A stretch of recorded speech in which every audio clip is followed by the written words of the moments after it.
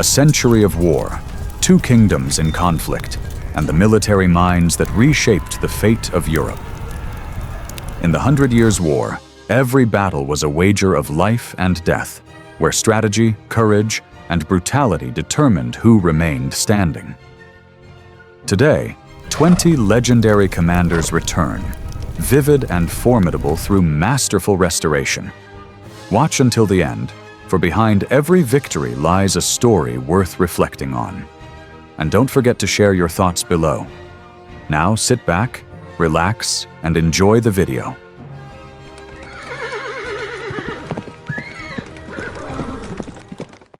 Number 1. Edward III, 1312–1377, one of the greatest monarchs of medieval England, led the kingdom into prosperity and sparked the 100 Years' War. Under his rule, England became a military powerhouse with major victories at Crécy and Poitiers. It is said he founded the Order of the Garter during a courtly ball. Edward died in 1377, leaving behind a brilliant reign and a war that would continue long after him.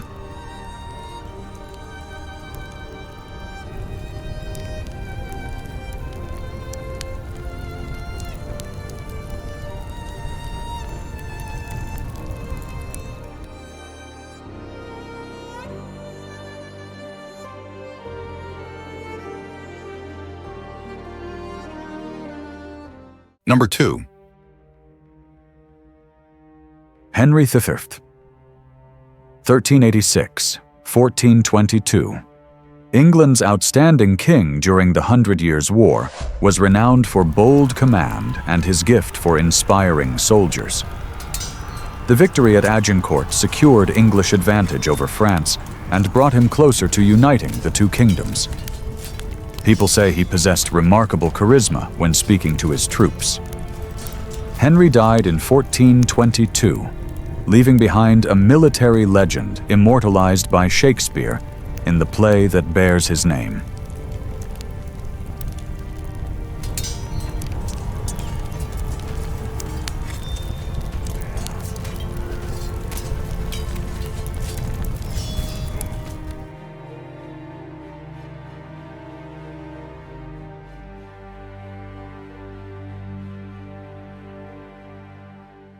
Number 3. Joan of Arc, 1412–1431.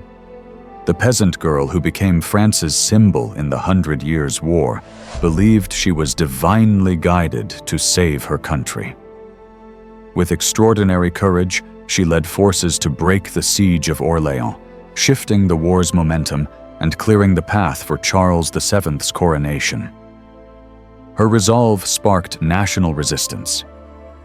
Captured and burned in 1431 at age 19, Joan died but became an enduring icon, later canonized in 1920.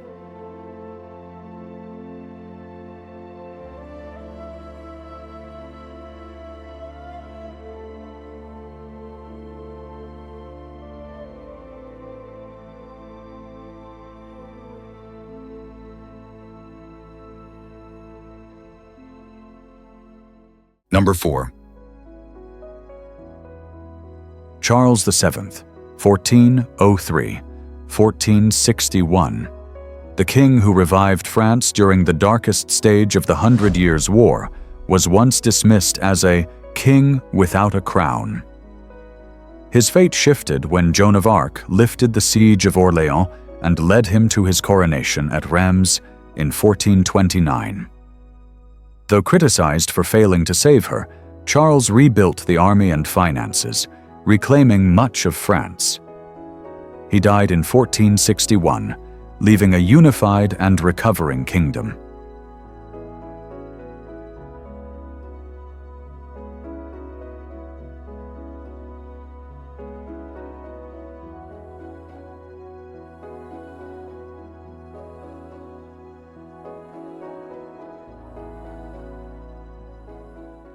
Number 5. Edward, the Black Prince, 1330, 1376. Son and distinguished heir of Edward III, embodied the ideal medieval knight and stood as England's foremost commander in the early Hundred Years' War. He rose to fame with his victory at Crécy at 16 and by capturing the French king at Poitiers. His title, Black Prince, is linked to his famed dark armor. Stricken by illness, he died in 1376, leaving deep regret and paving the way for future turmoil in England.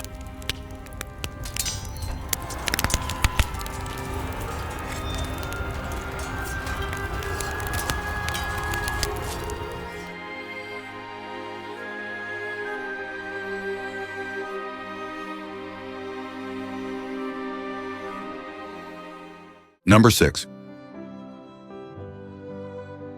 Charles V, 1338, 1380, known as Charles the Wise, was the king who restored France after its early disasters in the Hundred Years' War. Through careful governance and strategic restraint, he and the great commander Bertrand du Guesclin reclaimed much territory from the English. Charles strengthened finances, reinforced defenses, and rebuilt royal authority. He died in 1380, leaving France more stable and prepared to strike back.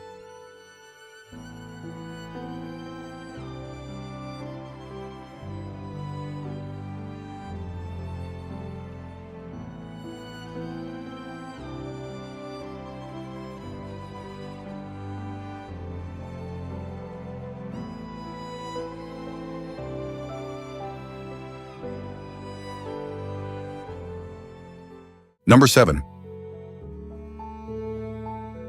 John the Fearless, Duke of Burgundy.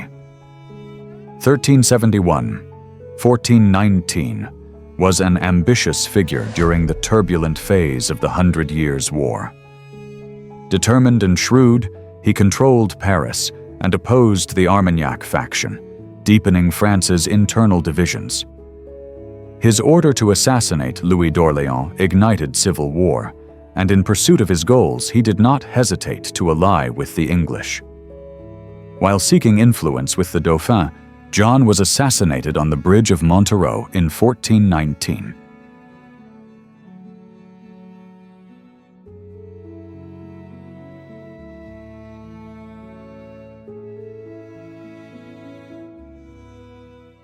Number 8. Philip the Good, Duke of Burgundy. 1396, 1467, was one of Europe's most skilled and extravagant political leaders, shaping continental affairs during the mid-Hundred Years' War. To avenge his father, John the Fearless, he allied with the English, contributing to France's disaster at Agincourt. Under his rule, Burgundy became a flourishing cultural center and saw the creation of the Order of the Golden Fleece. In his final years, he reconciled with France and died in 1467, leaving behind a powerful and wealthy duchy.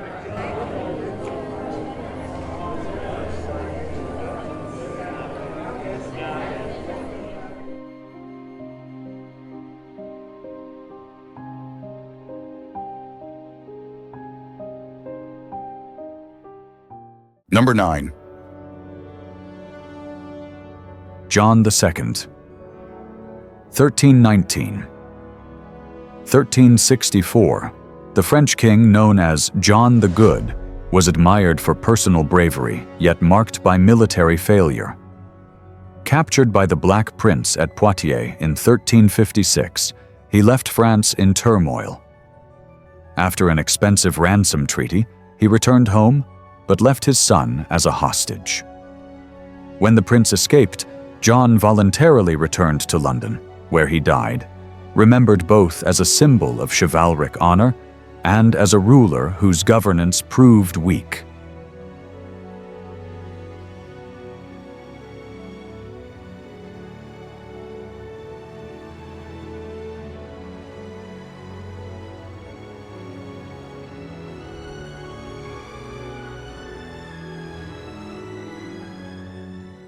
Number 10. Bertrand du Guesclin, 1320–1380, born into minor Breton nobility, rose to become France's greatest commander of the 100 Years' War. Despite his rough appearance, his iron will and mastery of flexible guerrilla tactics helped reclaim key strongholds for Charles Bedford.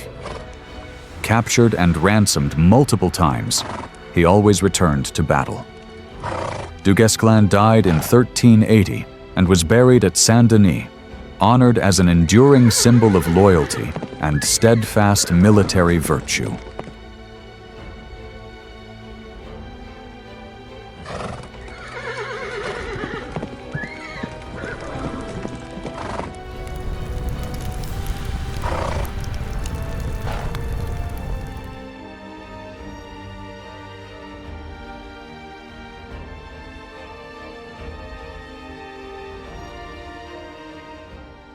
Number 11. John Talbot, 1st Earl of Shrewsbury, circa 1384–1453, was the embodiment of late medieval English chivalry and the terror of the French. Nicknamed the Achilles of England, he was famed for unwavering courage and fierce command. Yet the age of the armored knight ended when he was killed at Castillon in 1453, crushed by French artillery. Talbot's death closed the 100 Years' War and marked the end of a legendary warrior ideal.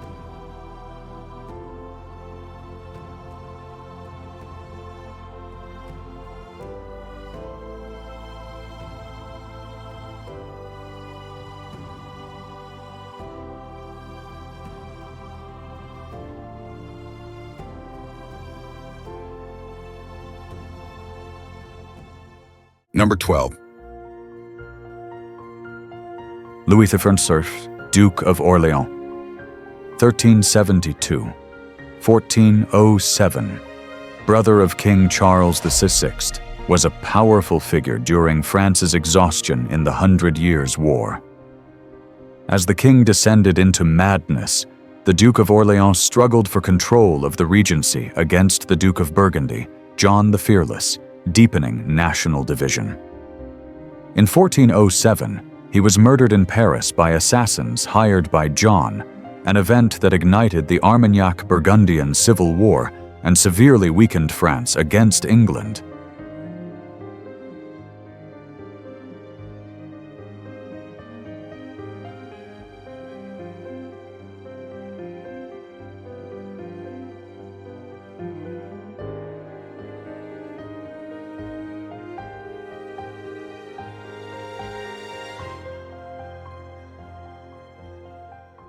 Number 13.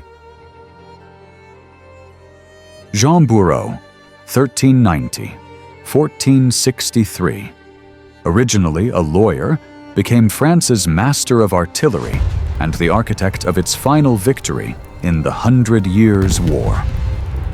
Under Charles VII, he perfected artillery and siege warfare, most famously at Castillon in 1453, where his guns destroyed the English army and killed John Talbot, ending the 116-year conflict. Bureau laid the foundation for a professional artillery corps, marking the decline of knightly warfare and the rise of gunpowder on European battlefields.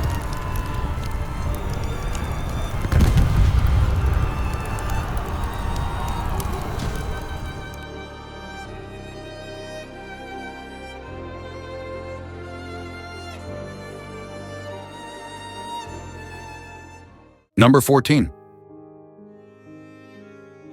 Jean de Dunois, 1402–1468. The illegitimate son of Duke Louis I and known as the Bastard of Orléans, played a central role in France's revival during the turning point of the 100 Years' War. Fighting beside Joan of Arc at Orléans, he later led campaigns that reclaimed Normandy and Guyenne. Dunois died in 1468. His loyalty and military skill earned him recognition as a pillar of France's military restoration.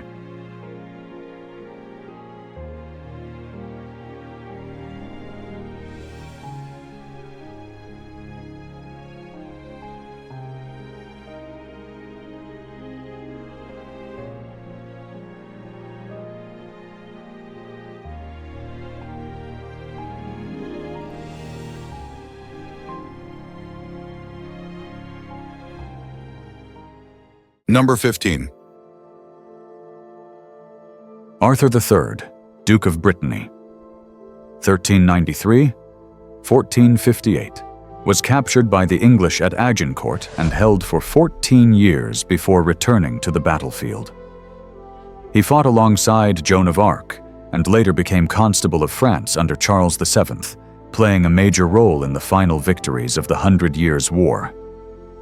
Arthur ascended as Duke at age 64, but ruled for less than a year. He died in 1458, honored as a pillar of France's military revival.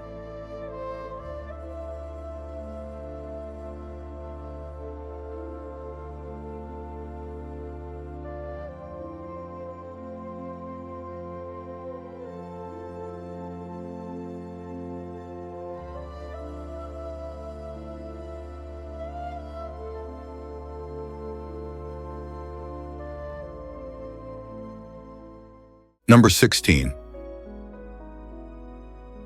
John of Gaunt, Duke of Lancaster, 1340-1399, was one of the most powerful figures in late 14th century England and played a pivotal role in the early phase of the 100 Years' War. He led several campaigns in France and served as the political backbone of the court during the aging years of Edward III.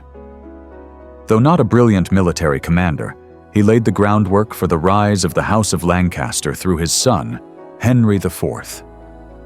John of Gaunt died in 1399, leaving a lasting influence on English history.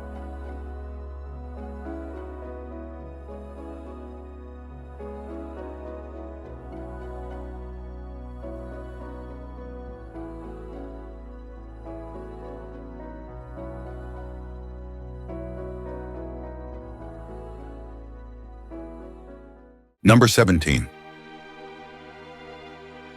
Philip VI, 1293-1350, the first king of the Valois dynasty, ruled France at the outbreak of the 100 Years' War.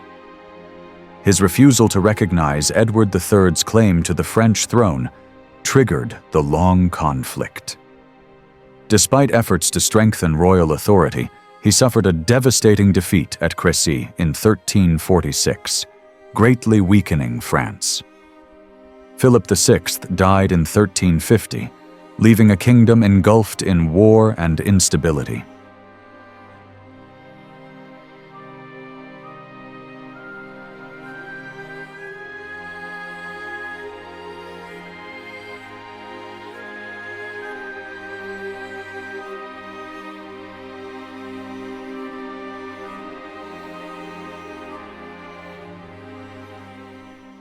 Number 18. Charles VI, 1368-1422, known as the Mad King, ruled during the darkest stage of the 100 Years' War. His delusions, believing he was made of glass and failing to recognize his family, paralyzed the court and ignited the Orléans-Burgundy civil war. Henry V exploited this disorder, defeated France, and forced Charles to sign the Treaty of Troyes. When he died in 1422, Charles VI left behind a kingdom divided, exhausted, and on the brink of collapse.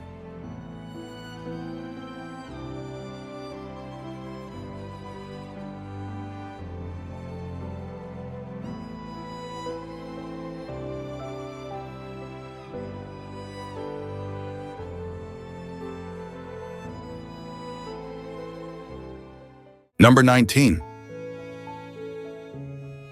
John of Lancaster, Duke of Bedford, 1389-1435, brother of Henry V, was a central pillar of English power during the height of the 100 Years' War.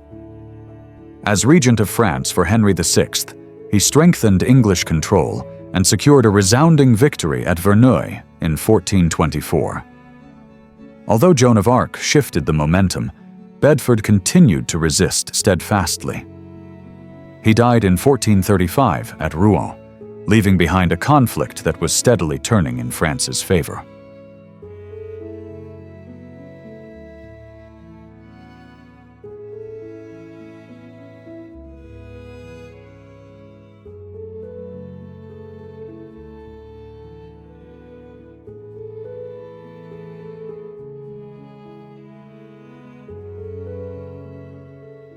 Number 20. Thomas of Lancaster, 1st Duke of Clarence, 1387–1421, brother of Henry V, was a key English commander during England's expansion of influence after Agincourt in the 100 Years' War. Brave yet impulsive, he led his forces deep into Normandy and Anjou. In 1421, at Beaujeu, Thomas charged recklessly without waiting for reinforcements, causing the English army to be destroyed and resulting in his death. This defeat shook England's dominance on the French battlefield.